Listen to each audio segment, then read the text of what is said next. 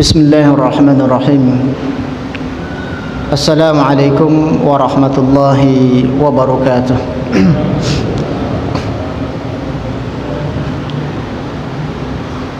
Alhamdulillah wa syukru lillahi wa salatu wassalamu ala rasulillah alladzi la nabiyya ba'dah, la hawla wa la quwwata illa billah.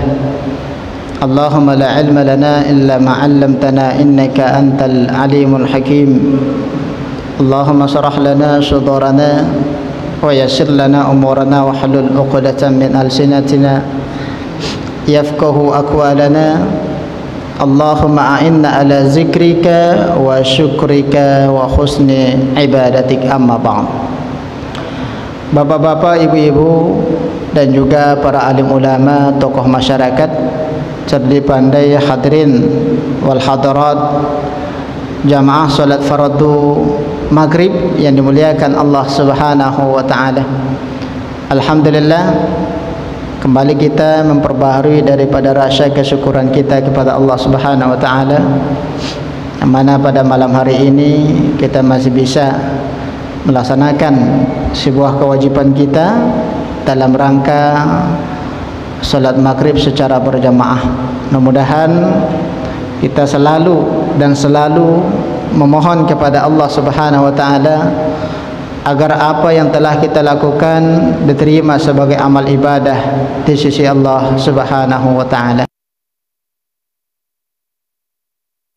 Kemudian salawat beriringkan salam senantiasa kita hadiahkan ke junjungan kita sallallahu alaihi wasallam yang berlafazkan Allahumma salli ala sayyidina Muhammad wa ala ali Muhammad. Assalamu alayka ya Rasulullah. Mudah-mudahan dengan seringnya kita mengucapkan salawat dan salam senantiasa mendapatkan syafaat nantinya fi yaumin la yanfa'u malun wala banun illa man atallaha biqalbin salim, yang mana pernah diceritakan oleh Rasulullah sallallahu alaihi wasallam di dalam riwayatnya, nanti umat manusia itu ketika terjadi hari kiamat akan dibangkitkan dan dikumpulkan yang namanya padang mahsyar. Disinilah berbagai macam bentuk daripada manusia, berbagai macam suku dan juga daerah, dan juga kondisi mereka itu sangat memprihatinkan, kata Rasulullah. Tidak menggunakan satu benang helai pun di dalam tubuhnya, dan mereka tidak terpikir untuk melihat daripada aurat saudaranya. Karena disinilah istilah yang disampaikan oleh Nabi, nafsi nafsi, diriku dan diriku. Tidak peduli terhadap kondisi daripada orang lain, menyelamatkan diri masing-masing. Maka sekelompok orang ini sangat membutuhkan umat manusia ini, terkhusus yang berakidah Islam, ataupun syafaat daripada Rasulullah sallallahu alaihi wasallam ataupun para nabi-nabi yang lain. Maka diceritakan di dalam hadis itu mereka berpaling ataupun mencari di mana posisi daripada Nabiullah Adam alaihi salam, karena mereka berpandangan Adam ini dinamakan dengan Abul Bashar, ya, orang tua ataupun nenek kakek moyang daripada manusia. Adam, Siti Hawa itu juga munculnya dari tubuh Adam itu sendiri, diambil daripada tulang yang paling bengkok dan posisinya dekat dengan hati. Maka sering kita sampaikan, ciptakan perempuan itu dari kepala laki-laki sehingga harus dijunjung tinggi mereka, dan Allah tidak menciptakan perempuan itu dari kaki daripada Nabiullah Adam alaihi salam sehingga perempuan itu harusnya diinjak ataupun dikucilkan. Tapi Allah menciptakan daripada Siti Hawa, daripada rusuk Nabiullah Adam alaihi salam, yang mana posisi rusuk itu dekat dengan hatinya. Berarti perempuan itu notabene-nya fitrahnya adalah diayomi oleh seorang suami. maka mereka tahu dan faham bahwasanya asal muasal manusia itu terciptanya daripada Nabi Adam. Maka mereka mendatangi daripada Nabi Adam untuk memohon kepada Allah agar diberikan syafaat dan keringanan di dalam kondisi mereka ketika di padang mahsyar. Maka apa kata Nabi Adam? Wahai keturunanku umat manusia, aku tidak bisa memberikan syafaat kepada kalian. Aku malu memohon ampun kepada Allah Subhanahu wa taala agar diringankan daripada beban kalian, kata Nabi Adam. Apa sebab? Jangankan kalian, saya sendiri, dikarenakan sayalah makanya keturunan daripada umat manusia juga tidak berdomisili di dalam surga. Berarti dikarenakan Adam alaihissalam memiliki sebuah kesalahan sehingga Allah mengeluarkan beliau dari surga yang menyebabkan keturunannya juga berada di dunia. Oleh karena itu aku malu memohon ampun kepada Allah untuk meringankan daripada kondisi kalian di padang mahsyar ini, kata Nabi Adam. Maka kalian datangilah Nabi yang paling tua ataupun panjang usianya di dunia. Siapa dia? Nabi Nuh. Maka mereka mendatangi daripada Nabi Nuh untuk meminta syafaat kepada Allah Subhanahu wa taala. Maka apa kata Nabi Nuh? Wahai umat manusia, bagaimana mungkin aku bisa memberikan syafaat kepada kalian, memohon ampun kepada Allah Subhanahu wa taala? Jangankan kalian, kata Nabi Nuh, salah satu di antara anak kandungku saja tidak mengikuti daripada dakwah Nabi Nuh. Maka ada salah satu anak Nabi Nuh ini, karena kita ceritakan anak Nabi Nuh itu ada 3, Sam, Yafid dan Kan'an. Nah, Kan'an inilah yang tidak mau mengikuti risalah dakwah daripada ayah kandungnya. Maka Kan'an ini mati dalam kondisi kafir. Anakku sendiri tidak bisa aku berikan syafaat kepadanya, tidak bisa aku memohon izin kepada Allah. Bagaimana mungkin dengan kalian yang jumlahnya cukup banyak? Maka kalian harus mendatangi seorang nabi dinamakan dengan Abul Anbiya, bapaknya para nabi. Siapa bapaknya para nabi? Bapaknya para anbiya, karena banyak keturunannya diangkat sebagai nabi dan rasul. Dari Siti Hajar namanya Ismail, dari Siti Sarah namanya Ishak, begitu juga dengan nabi yang lain. Maka mereka mendatangi Nabiullah Ibrahim alaihissalam. Maka apa kata Nabi Ibrahim? Aku tidak bisa memberikan syafaat kepada kalian. Apa sebab? Karena ada nabi yang paling mulia daripada saya. Siapa dia? Wa kallamallahu Musa taklima. Yang mana ada nabi sering berkata-kata dengan Allah Subhanahu wa taala. Siapa dia? Nabiullah Musa alaihi salam. Dikarenakan sudah sering komunikasi dengan Allah, mungkin sudah ada link. Mereka mencari link ini untuk posisi pemberian syafaat. Maka kalian datangilah Nabi Musa. Kata Nabi Ibrahim, maka sekelompok jutaan daripada umat manusia ini mendatangi daripada Nabi Musa. Maka apa kata Nabi Musa? Wahai umat manusia, aku tidak bisa memberikan syafaat kepada kalian karena ada nabi yang paling mulia, yang mana nabi itu diangkat langsung oleh Allah ke langit. Nabi siapa dia? Nabi Isa ibnu Maryam. Ini sudah pernah kita ceritakan beberapa pertemuan yang lalu. Siapa itu Nabi Isa dan siapa yang diserupakan kepada Nabi Isa sehingga disalib. Suatu saat Nabi Isa itu juga diturunkan oleh Allah Subhanahu wa taala untuk membunuh daripada itu Dajjal. Maka mereka mendatangi daripada Nabi Isa. Umat manusia ini mengadu kepada Nabi Isa. Wahai Nabiullah Isa alaihi salam, sesungguhnya engkau diangkat oleh Allah ke langit. Otomatis linknya itu lebih meyakinkan. Maka umat manusia ini kan mencari link untuk memberikan syafaat kepada mereka. Apa kata Nabi Isa? Jangankan aku, kata, jangankan kalian, aku sendiri, kata Nabi Isa, memohon kepada Allah agar dijadikan bahagian daripada umat Rasulullah sallallahu alaihi wasallam. Berarti ada nabi yang jauh lebih istimewa, yang jauh lebih mulia, yang mana beliau itu lebih mulia daripada keturunan Nabi Adam alaihi salam, mulai diciptakannya ini bumi sampai terjadi nanti hari kiamat. Siapa dia? Rasulullah sallallahu alaihi wasallam.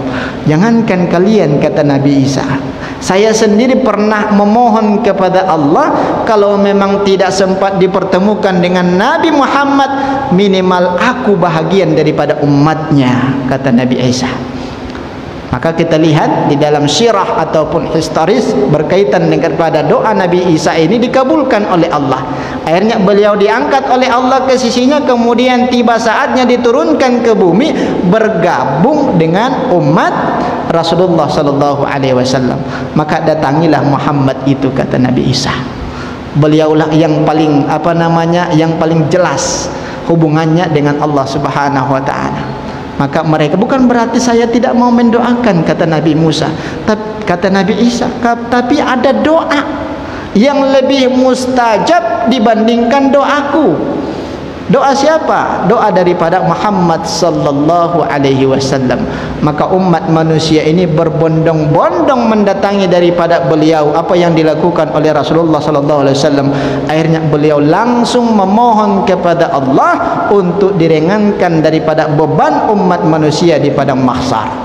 Berarti syafaat yang lebih istimewa nanti pada hari kiamat adalah syafaat daripada Rasulullah sallallahu alaihi wasallam. Kenapa kita sedikit menyinggung berkaitan daripada syafaat ini? Ini adalah momentum ya, ada kaitannya dengan bulan yang kita pada saat ini berada di dalam bulan Rabiul Awal. Karena Rabiul Awal itu kan kelahiran daripada Rasulullah. Bagaimana caranya hubungan emosional ataupun kedekatan kita, rasa sayang dan cinta kita kepada Rasulullah itu semakin bertambah. Karena sayangnya daripada beliau kepada umatnya. Kalau kita perhatikan ini Pak, di akhir daripada hayatnya, bibirnya yang mulia itu qomat kami dan juga bergerah. Maka para sahabat penasaran apa yang diucapkan oleh Nabi di akhir daripada hayatnya. Maka salah satu di antara sahabat ini, yaitu Ali bin Abu Thalib, karena mungkin posisinya satu sisi beliau sahabat, satu sisi beliau sebagai menantu. Maka Ali bin Abu Thalib ditemani oleh istri tercinta Fatimah Az-Zahra, kemudian menekatkan telinganya di bibir yang mulia daripada Rasulullah sallallahu alaihi wasallam. Ternyata terucap pesan terakhir daripada Rasulullah di akhir daripada hayatnya. Apa yang ia pikirkan? Ummati, ummati. Ini salah satu bentuk sayangnya daripada Rasulullah kepada kita. Umatku, umatku, kata Rasulullah. Maka apa kata Nabi? Apa kata malaikat Jibril? Ya Muhammad, sesungguhnya itu telah aku sampaikan kepada Allah, dan Allah membuat sebuah perjanjian yang mana tidak ada umat daripada manusia, baik ia dari golongan jin ataupun manusia, tidak ada yang diizinkan masuk ke dalam surga sebelum engkau beserta umatmu masuk terlebih dahulu. Ini keistimewaan kita, bagian daripada umat Rasulullah sallallahu alaihi wasallam. Dan Nabiullah Isa alaihi salam paham terhadap itu, sehingga beliau memohon kepada Allah agar dijadikan bahagian daripada umat Rasulullah sallallahu alaihi wasallam. Maka yang ia pikirkan adalah umatnya. Coba diposisikan di dalam kehidupan kita Pak. Ketika sudah menjelang koma, yang kita pikirkan itu kaplingan yang di Batu Dua. Ini kaplingan nanti siapa yang ambil? Ataupun kebun-kebun yang kita tinggalkan. Itu yang terpikir oleh kita. Nanti dipindahkanlah batasan-batasan tanahnya oleh orang lain kalau saya meninggal dunia. Yang ia pikirkan tanah, padahal dia sudah dikembalikan ke tanah. Ini luar biasa rasa cinta daripada Rasulullah sallallahu alaihi wasallam, sehingga diberikan oleh Allah keistimewaan tersendiri. Maka umat Nabi yang paling singkat usianya Pak, ya umat Nabi Muhammad, dibandingkan umat nabi-nabi yang lain, tapi yang lebih istimewa. Ada kelipatan-kelipatan ibadah yang diberikan Allah kepada kita Pak. Salah satu contoh ada yang dinamakan dengan Lailatul Qadar. Nabi yang lain tidak ada Lailatul Qadar. Apa itu Lailatul Qadar? Satu malam dibanding 1000 bulan, 85 tahun. Itu baru satu malam. Coba seseorang itu bertemu dengan Lailatul Qadar itu 10 tahun, 10 kali, berarti sudah 850 tahun ibadah nabi-nabi ataupun umat nabi yang lain. Hampir sama dengan umat nabi, umur daripada Nabi Nuh alaihi salam. Ini keistimewaan yang mana umurnya paling singkat dan ibadahnya paling istimewa. Maka beruntung kita selaku umat daripada Rasulullah sallallahu alaihi wasallam.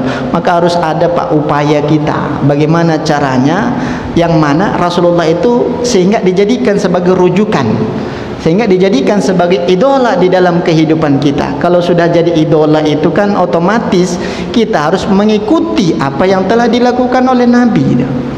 Kalau kita lihat daripada anak-anak kita ini Pak, sayang memang miris hati kita, yang mana kebanyakan di kalangan mereka sudah terlanjur menjadikan idola di dalam kehidupan mereka. Kalau tidak artis, pemain bola. Coba tanya anak-anak kita yang kelas 2 SD, kelas 3 SD, kenal gak dengan Cristiano Ronaldo? Kenal itu. Dulu Cristiano Ronaldo itu mainnya di Real Madrid, kemudian pindah ke klub di Italia itu, kemudian pindah lagi ke ke Amsterdam dan yang lain. Apa saja update ya. Kenapa? Karena kita sudah terlanjur menaruh daripada idola kita di dalam kepribadian mereka. Coba kalau kita misalkan posisi daripada pemain bola ataupun artis itu disamakan dengan ataupun diposisikan dengan Rasulullah sallallahu alaihi wasallam, kita jadikan menaruh perhatian, simpati dan yang lainnya, ya otomatis apa yang dilakukan oleh Nabi itu yang kita lakukan. Maka ada juga sebahagian di antara saudara-saudara kita yang lain, sebenarnya bulan ini kan momentum ini Pak, momentum untuk mengulang kembali daripada sejarah-sejarah yang berkaitan dengan Rasulullah sallallahu alaihi wasallam yang memunculkan rasa cinta kita kepada beliau. Kalau senyap aja tidak ada peristiwa-peristiwa seperti itu, otomatis jangankan kenal dengan Rasulullah, tahun Hijriah saja sudah habis, banyak yang lupa nih Pak. Ini kalau dites satu-satu dia bisa jadi lupa. Kalaupun tidak lupa, tapi tidak sesuai dengan urutannya, Muharram, kemudian Rajab, kemudian Ramadan, lompat-lompat dia. Kenapa? Karena kita sudah lama tidak mengulang hal yang seperti itu. Nah kalau sudah diulas kembali kan otomatis memunculkan kembali. Maka syafaat daripada Rasulullah inilah yang memang selalu kita harap-harapkan di dalam kehidupan kita. Kita ini belum ada jaminan Pak, ibadah apa yang bisa menjamin kita ke dalam surga, belum ada. Sehingga kita masih membutuhkan tambahan-tambahan ibadah ataupun pertolongan daripada Rasulullah sallallahu alaihi wasallam.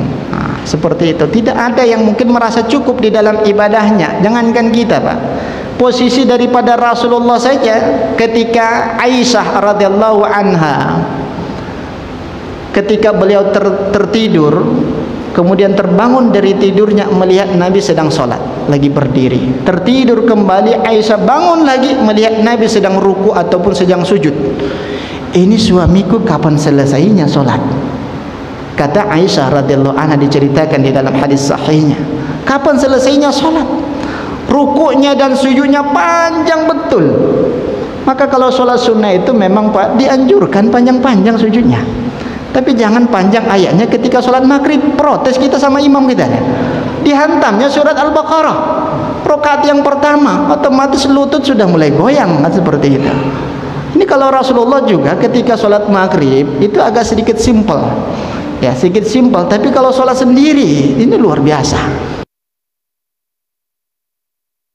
Oleh Nabi, apa kata Aisyah? Aku mengira bahwasanya Nabi itu tidak membaca ayat setelah Al-Fatihah di dalam sholat sunnah qobliyahnya. Kenapa Aisyah mengatakan seperti itu? Karena saking agak sedikit cepat, bukan cepat ya, tapi agak cepat dibandingkan sholat fardu. Karena sholat itu tidak boleh terlalu cepat seperti patok ayam, ini masalah. Karena tidak ada tomak ninanya. Karena tomak nina itu ada juga di kalangan para ulama yang menjadikan bahagian daripada rukun. Ada ulama yang mengatakan bahwasanya tomak nina itu bahagian daripada rukun. Berdiam sejenak ketika rukuk, berdiam sejenak ketika i'tidal, berdiam sejenak, begitu juga dengan sujud. Maka kalau terlalu cepat di dalam sholatnya masalah. Ini bahaya. Seburuk-buruk manusia, siapa yang mengatakan seperti itu? Rasulullah. Inna aswa'un nasi syariqatun wa ma syariqatan fis shalah.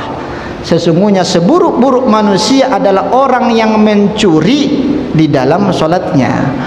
Ya, bukan mencuri kelapa orang ya, bukan mencuri harta orang lain, tapi mencuri di dalam sholat. Maka ketika itu sahabat heran, wa masyariqatu fis salati ya Rasulullah. Bagaimana mungkin ada orang yang bisa mencuri di dalam solatnya? Bagaimana kondisinya? Apakah barang tetangganya, soft yang sampingnya ia ambil, mungkin terletak handphone, ia kantongi? Kan seperti itu? Bukan. Tapi yang dimaksudkan oleh Rasulullah SAW, orang yang mencuri di dalam solatnya adalah orang yang solat tapi tidak ada tomak ninanya, terlalu cepat dia. Jangankan 4 rakaat, 23 rakaat, 5 menit putus. 5 menit putus ya. Nah, kalau kita perhatikan ini Pak, sampai teras-terasnya penuh. Ini luar biasa tuh. Salat makin cepatnya, otomatis jamaahnya makin penuh. Coba masjid itu salat tarawihnya 1 juz, mungkin hari kedua sudah tersisa 1 shaf kita. 1 juz dihantam sama imam kita. Nah, otomatis besok tinggal 1 shaf. Hari kedua 1 juz lagi, tersisa 4 orang lagi kita. Nah, begitu juga dengan yang lainnya. Inilah kondisi daripada umat manusia ataupun keturunan daripada regenerasi daripada umat Islam itu. Bapak Ibu yang dimuliakan Allah Subhanahu daripada bulan yang kita sudah masuki pada saat ini, yaitu bulan Rabiul Awal. Maka saya pribadi tidak habis pikir ketika mungkin ada sebagian di antara saudara kita yang mengatakan bahwasanya ini tidak boleh dilakukan, padahal kan syiar ataupun maksud dan tujuan itu jelas untuk memunculkan kembali. Bukan berarti ketika Rabiul Awal saja kita memperbanyak sholawat. Nah, ini jadi masalah tuh. Di bulan yang lain juga selalu dianjurkan setiap saat, kan seperti itu. Jadi Bapak Ibu jamaah salat maghrib yang dimuliakan Allah Subhanahu wa taala, yang mana ada sebuah hadis daripada Rasulullah sallallahu alaihi wasallam, yang mana hadis ini diceritakan oleh Zaid bin Sabit An-Najjari Al-Ansari. Zaid bin Sabit ini dari kebangsaan Najjar dan suku Ansor. Berarti orang Arab dulu banyak juga sukunya, pada suku Ansor, ada suku Najjar, suku Badui, suku Bani Quraiza ataupun suku yang lain. Sama halnya kita di Indonesia, ada suku Melayu, suku Jawa, suku Minang, suku Batak, dan suku-suku yang lainnya. Ini bentuk daripada manusia. Nah, Zaid bin Sabit ini dari kabilah Ansor, ya, anak daripada Sabit, maka dinisbatkan namanya Zaid bin Sabit. Usianya ketika 11 tahun itu sudah hafal Al-Quran. Berbeda halnya dengan kita Pak, sudah umur 60 tahun 1 juz pun tak putus. 1 juz ya, terkadang kita andalannya. Ini kebanyakan bapak-bapak di luar sana nih, di sini tak ada. Kebanyakan bapak-bapak itu mengandalkan ketika sholat 3 kul. Kul huwallahu ahada, kul a'udzu birabbil falaq, dan kul a'udzu birabbin nas. Ini andalan yang luar biasa daripada tidak, kan seperti itu. Dulu seperti halnya Zaid bin Sabit, orangnya cerdas dan ingatannya jenius. Maka salah satu Rasulullah sallallahu alaihi wasallam untuk mencatat wahyu daripada itu Al-Qur'an, yaitu Zaid bin Sabit, karena hafalannya itu terjamin. Hafalannya terjamin, ketika sudah hafal lengket ya, macam lem Alteco, nggak akan lepas-lepas. Berbeda hanya kita Pak, macam kertas dilem pakai air itu, ketika terkena air lepas dia. Maka dapat 1 ayat di dalam Al-Baqarah, kemudian lanjut ke ayat yang kedua, lupa ayat pertama. Padahal kan ayat pertama cuma alif lam mim, lupa juga. Ini kan jadi masalah di dalam kehidupan kita. Nah, Zaid bin Sabit ini ibadahnya juga luar biasa, tapi jumlah hadis yang ia riwayatkan tidak terlalu banyak Pak. Berbeda halnya dengan Abu Hurairah. Kalau Zaid bin Sabit diceritakan oleh para muhaddisin, ulama-ulama hadis, hanya 90 hadis yang ia riwayatkan, tapi beliau itu terfokus kepada ilmu fikih dan ilmu faraid. Kalau masalah angka-angka ahlinya itu, masalah angka, kemudian hitung-hitung harta, maka beliau itu sering diangkat sebagai bendahara Khalifah Abu Bakar dan juga Umar. Diangkat sebagai bendahara karena hafalannya luar biasa. Nah, kalau orang yang ahli dalam matematika itu menandakan seseorang itu ingatannya kuat Pak. Ingatannya kuat. Kita kalau 75 dikali 2 agak sedikit agak sedikit susah untuk mengingatnya.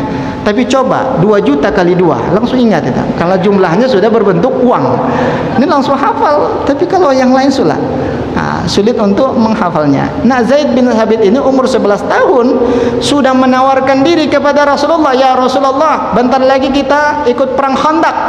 Bolehkah kami bergabung?" Ini remaja dulu nih, 11 tahun. Kalau sekarang remaja-remaja kita, mereka nongkrongnya di mana? Ya nongkrongnya di kedai kopi. Yang paling banyak remaja kita saat ini, Pak, kedai kopi yang difasilitasi dengan charger plus wifi. Nah, itu sampai pagi jadi dah. Entah apa yang mereka lakukan. Terkadang kan kita lewat, kok penuh betul lah ini. Maka kita membayangkan ini, Pak, regenerasi yang akan melanjutkan risalah daripada agama Islam itu ya mereka. Ya mereka. Bagaimana kualitas daripada keislaman itu ke depan?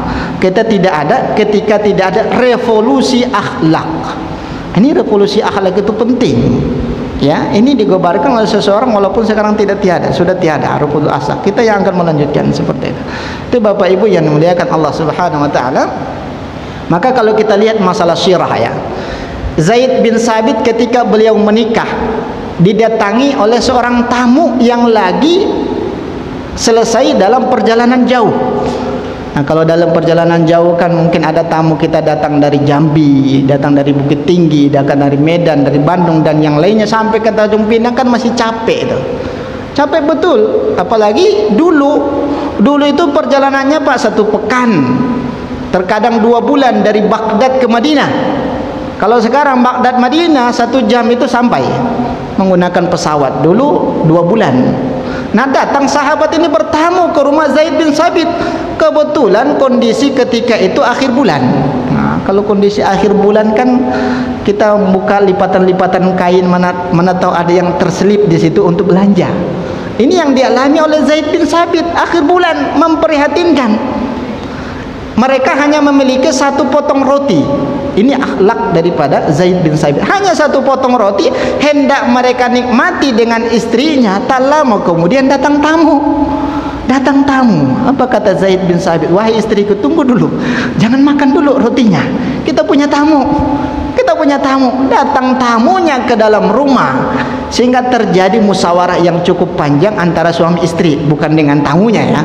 Maka tamu itu tidak boleh dikasih tahu keterbatasan roti kita. Separuh, akhirnya tak jadi dia bertamu. Nah, ini tidak boleh dikasih tahu. Akhirnya terjadi musyawarah. Singkat cerita, ketika hendak dibeli keluar, uang sudah habis. Terus bagaimana respon dan juga sikap daripada Zaid bin Thabit? Oke, berangkat mereka, kemudian duduk di depan daripada itu tamu, suami, istri dan tamunya. Maka apa kata Zaid bin Thabit berbisik-bisik kepada istrinya? "Wahai istriku, padamkan lampunya." Lampunya matikan. Dipadamkan lampu oleh istrinya. Setelah dipadamkan itu lampu, disampaikan oleh Zaid bin Thabit, "Ini lampu kita padam ini, belum menyala. Bersejari mungkin minyaknya habis atau yang seperti apa ya. Tidak ada masalah ya." Padahal tujuannya apa? Tujuannya biar tamu itu tidak tahu bahwa saya. Ini luar biasa. Maka roti itu diserahkan kepada tamunya, yang dilakukan oleh Zaid bin Thabit beserta istrinya, ngecup daripada jarinya sehingga terdengar mereka juga menikmati makanan. Ini luar biasa. Mereka seolah-olah memakan sesuatu biar terdengar oleh tamunya, karena tidak terlihat, lampu mati. Kalau sekarang kan mati lampu, langsung hidup center handphone nampak. Kalau dulu belum ada, sehingga tidak terasa daripada itu tamu. Oh, berarti sahibul bait juga menikmati roti yang sama. Setelah selesai dinikmati oleh ini tamu, maka beliau pulang kembali ke asalnya, ke rumah asalnya, baru dihidupkan lampu kembali. Maka roti itu habis. Keesokan harinya Zaid bin Thabit hendak sholat subuh bertemu dengan Rasulullah, bertemu dengan Nabi. Maka apa kata Rasulullah SAW? "Sungguh mulia apa yang telah engkau lakukan, wahai sahabatku Zaid bin Thabit," kata Rasulullah. Padahal Nabi tidak ada di situ. Ini kan bahagian daripada mukjizat yang diberikan Allah kepada Rasulullah SAW. Mulia apa yang telah engkau lakukan. Maka ini Kalau sekelas kita, kita misalkan sajalah itu. Jangankan menyodohkan segala sesuatu, buka pintu saja masih mikir-mikir ini. Ini tamu, nyusahin aja kan seperti itu. Tapi Bapak Ibu hadirin hadirat yang dimuliakan Allah Subhanahu wa taala, inilah kisah sedikit yang berkaitan daripada Zaid bin Sabit, orangnya cerdas dan diamanahkan oleh Allah untuk menuliskan daripada Al-Qur'an. Maka Al-Qur'an itu dituliskan, ijtihad daripada Umar bin Khattab itu sudah ada. Umar bin Khattab memberikan pandangan kepada khalifah yang pertama, yaitu Abu Bakar As-Siddiq ketika itu. Apa kata Umar? Wahai Abu Bakar, ini banyak sahabat yang qurra itu kan orang yang pandai membaca Al-Quran dan hafal. Kalau istilah kita hafiz, ya karena sering perang Khandaq, perang Badar, perang yang lain, sehingga banyak sahabat-sahabat yang berguguran karena sahabat ini semuanya hafal Quran ini. Maka terjadi kekhawatiran di hati daripada Umar bin Khattab, padahal ketika itu Al-Quran belum dibukukan itu Al-Quran. Maka apa kata Umar bin Khattab? Wahai Abu Bakar, kalau memang seperti ini kita tunggu-tunggu nanti para sahabat yang habis-habis itu meninggal dunia, siapa yang akan menuliskan Al-Quran dan bagaimana nanti umat Islam merujuk kepada Al-Quran? Maka apa kata Abu Bakar? Ini adalah perkara berat ini perkara sulit. Kenapa kata Abu Bakar? Karena ini bahagian daripada bid'ah. Otomatis bahagian daripada bid'ah itu. Kenapa dinamakan dengan bid'ah? Karena di zaman Nabi itu Al-Quran belum dituliskan, belum dimushafkan. Nah, maka salah satu contoh bid'ah yang baik ya Al-Quran itu. Bukan berarti dolalah itu yang menjadikan mushaf itu jadi satu Quran. Maka apa kata Abu Bakar? Aku tidak sanggup. Kalau memang itu pertimbangannya ke depan, bagaimana umat Islam? Kata Umar bin Khattab. Sehingga direncanakan, dipanggillah Zaid bin Sabit kemudian dan kawan-kawan. Berarti yang memotorinya adalah Zaid bin Sabit, karena beliau ini hafal Quran dan juga sebagai orang yang cerdas, ingatannya dan tulisannya bagus. Maka apa kata Zaid bin Sabit? Wahai khalifah, seandainya kalian perintahkan aku mengangkat gunung Uhud, memindahkan gunung Uhud daripada menuliskan Al-Quran, aku lebih memilih memindahkan gunung Uhud. Gunung Uhud itu Pak, kalau di Bintan ini kan adanya cuma satu, Gunung Bintan. Berarti dimisalkanlah lebih memilih memindahkan gunung Bintan itu, dipindahkan kemana? Ke Pulau Penyengat. Berarti terbenamlah Pulau Penyengat ya, dibandingkan menuliskan Al-Quran. Kenapa? Karena ada rasa ketakutan yang ada di dalam hati Zaid bin Sabit, takut salah tulis. Ini yang ia khawatirkan. Takut salah tulis kemudian mengasihkan harokat ataupun yang lainnya. Maka dikarenakan desakan di kalangan para sahabat ketika itu, akhirnya dituliskanlah. Awal mulanya terjadi di zaman Abu Bakar belum sempurna, kemudian dilanjutkan Umar tidak sempurna daripada penulisan Al-Quran itu di zaman Utsman bin Affan. Maka kalau bisa dikategorikan secara definisi, maka itu adalah bahagian daripada bid'ah, penulisan daripada Al-Quran. Itu bahagian daripada bid'ah secara makna daripada bid'ah itu sendiri. Tapi dilakukan oleh Utsman bin Affan merujuk kepada hadis Rasulullah sallallahu alaihi wasallam. Apa kata Rasulullah? Alaikum bisunnati wa sunnati khulafa'ir rasyidin. Kalian harus mengikuti sunnahku dan juga sunnah-sunnah di kalangan para sahabat. Berarti apa yang dilakukan oleh para sahabat itu tidak dinamakan dengan bid'ah, dinamakan dengan sunnah juga, tapi kategorinya asar.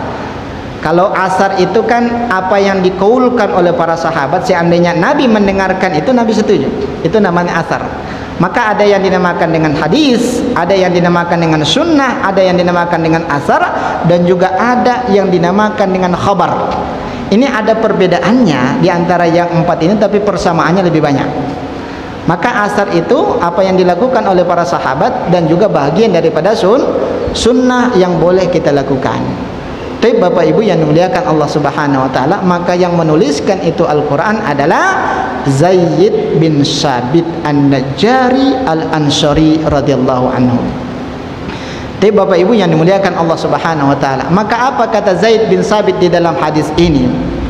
fihi ahadun minas sahabah ismuhu Ammar bin Yasir. Ammar bin Yasir, ada salah satu di antara sahabat ini bernama Ammar bin Yasir. Ammar anak daripada Yasir, ya. Yasir anak daripada Sumayyah. Sumayyah ini mantan budak yang dimerdekakan dari golongan paman Nabi yang masih kafir. Maka Sumayyah ini sering ditindas segala macam sehingga menikah dia. Ya, salah seorang sahabat menikah dengan siapa? Dengan Yasir. Terlahirlah anaknya Ammar. Ammar bin Yasir itu juga bahagian daripada as-sabiqunal awwalun. Maka apa kata Zaid bin Sabit, ahadun minas sahabah ismuhu Ammar bin Yasir.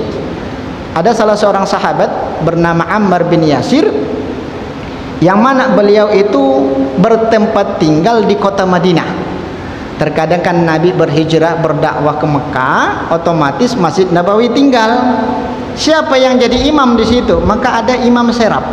Ya, salah satunya adalah Ammar bin Yasir. Nah, ini salah satu imam. Kemudian ada yang pernah kita ceritakan, Ibnu Ummi Maktum. Ini juga imam serap ketika Nabi tidak ada. Maka Ammar bin Yasir diposisikan sebagai imam. Nah, maka ada namanya imam satu dan imam kedua. Kalau makmum, kalau bisa jangan maju ke depan jadi imam.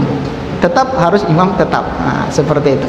Tapi Bapak Ibu yang dimuliakan Allah Subhanahu wa taala, ketika Ammar bin Yasir ini maju ke depan, ternyata beliau itu menaiki tempat yang agak sedikit lebih tinggi dibandingkan makmumnya. Kalau diposisikan di masjid kita, imamnya itu di atas itu. Nah, bukan di bawah. Ada namanya mihrab. Mihrab itu kan tempatnya imam. Terkadang di salah satu masjid itu diposisikan lebih tinggi, Pak.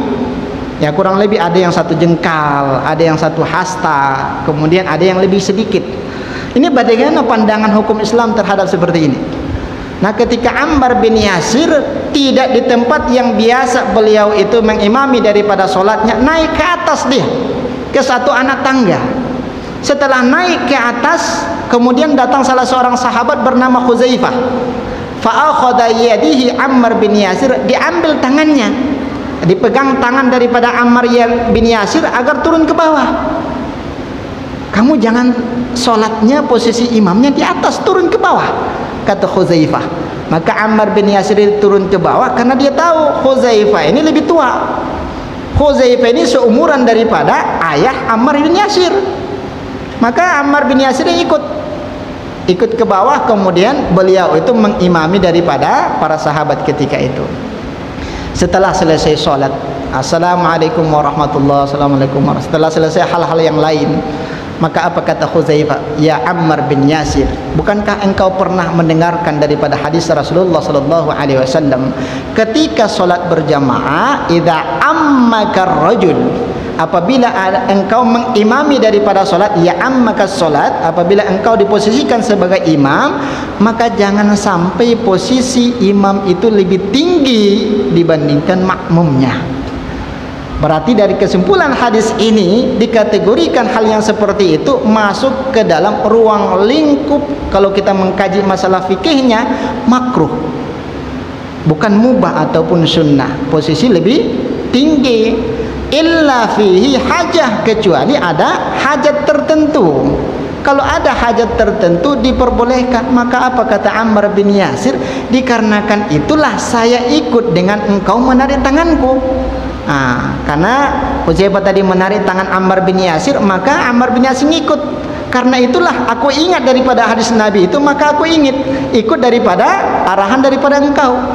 Coba kalau posisinya di Indonesia, ketika ada jamaah yang menarik tangan imamnya, terjadi hal-hal yang lain itu, berantem. Berantem. Kalau di Tanjung Pinang ini tidak ada hal yang seperti itu, Pak. Ini kejadiannya di Pekanbaru. Tapi bisa jadi yang di Pekanbaru itu datang dari Tanjung Pinang. Tapi Bapak Ibu yang dimuliakan Allah, di Pekanbaru ini salah satu masjid, kita tak sebutkan nama masjidnya, dikarenakan masalah imam berantem sambil tumbuh-tumbuhan, macam di UFC aja lah, tumbuh-tumbuhannya jadi sholat, dikarenakan hal yang seperti itu. Kenapa? Itu kan masalah hati jadinya. Ini berkaitan dengan hati.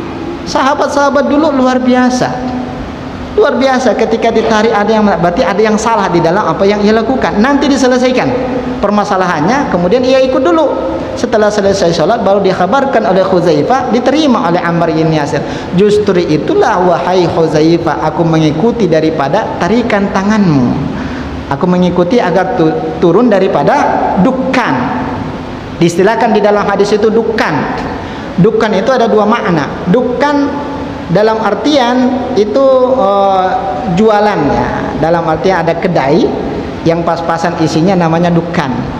Dan dukkan yang kedua seperti halnya ketika kita hendak turun dari rumah, ada anak tangga di teras hendak sampai ke tanah, berarti kan ada anaknya, dia melandai dulu satu anak tangga baru ke tanah. Nah, yang dinamakan dengan dukkan itu menaiki satu anak tangga kemudian dia bertakbir. Inilah yang dinamakan dengan dukkan. Nah, ketika kita menelusuri daripada apa yang dilakukan oleh Nabi, pernah enggak Nabi melakukan seperti itu? Pernah. Nabi pernah melakukan ketika dia berdiri, dia menaiki anak tangga yang dekat dengan mimbar itu, kemudian turun ke tanah. Kenapa disebut dengan tanah? Karena di zaman Nabi ini, Bapak Ibu, belum ada sejadahnya seperti ini. Di zaman Rasulullah, mereka berlantai ke pasir itu, ke pasir. Maka ada hadis yang mungkin suatu di lain waktu akan kita bahas. Para sahabat itu ketika sholat menggunakan sendalnya, memakai sendalnya, karena mereka sholat di atas pasir. Tapi jangan sampai kita coba itu di Masjid Asy-Syakinah. Ini sunnah Rasulullah, sholat dalam memakai sendal. Nah, habis dibuat pengurus masjid ini. Besok jangan sholat di sini, pel kan seperti itu. Itu Bapak Ibu yang dimuliakan Allah. Kenapa Rasulullah SAW menaiki itu mimbar? Itulah cara beliau itu untuk mengajarkan kepada para sahabatnya bagaimana posisi ketika ruku, bagaimana posisi ketika i'tidal. Maka apa kata Rasulullah? Sallu kama ra'aitumuni usolli. Salatlah kalian wahai sahabatku sebagaimana kalian melihat aku dalam kondisi salat. Nah, ketika Nabi berdiri, Pak, beliau naik tangga dulu, naik tangga berdiri, kemudian takbir, ruku, i'tidal sudah terlihat oleh makmumnya, baru dia turun ke bawah lagi untuk sujud. Kemudian rakaat yang kedua juga seperti itu. Tapi keesokan harinya tidak dilakukan Nabi lagi karena dia yakin sudah faham, para sahabat itu sudah faham. Maka kesimpulan hukumnya, ketika ada hajat untuk naik, imam itu posisinya lebih tinggi, ada hajat, maka itu diperbolehkan. Tapi kalau tidak ada hajat, ya berarti itu hukumnya makruh.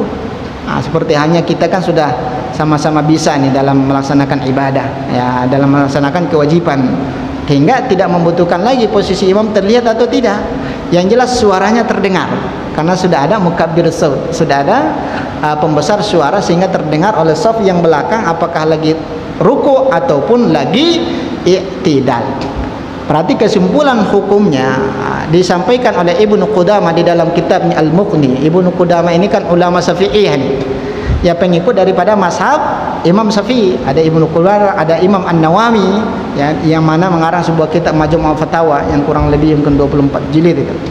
Lebih daripada itu, mereka mengikuti mazhab daripada Imam Syafi'i, mengatakan ketika ada hajat, imam itu diperbolehkan posisinya lebih tinggi dibandingkan makmum. Tapi kalau tidak ada hajat, maka perbolehan itu beralih hukumnya menjadi makruh. Berarti harus dibawa.